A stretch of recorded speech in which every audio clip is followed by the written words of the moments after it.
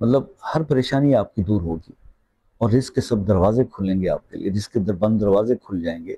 ये वजीफा आप कर लीजिए, ठीक है।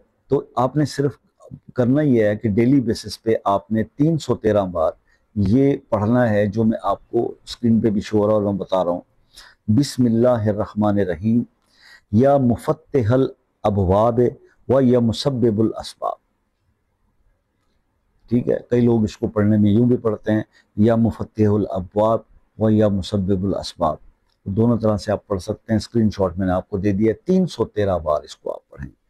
अव्वल आखिर आप 3 बार दुरूद इब्राहिमी पढ़ लें। वक्त आप कोई सा भी रख सकते हैं और कम से कम इसको 21 दिन आप करें। इंशाल्लाह आप देखेंगे कि आप के मामलात जो है वो बेहतरी की तरफ आ जाएंगे। अल्लाह ही सबब बनाने वाला है, बेहतरीन सबब बना देगा। किसी परेशानी में भी होंगे तो उससे निकलने का रास्ता मिल जाएगा।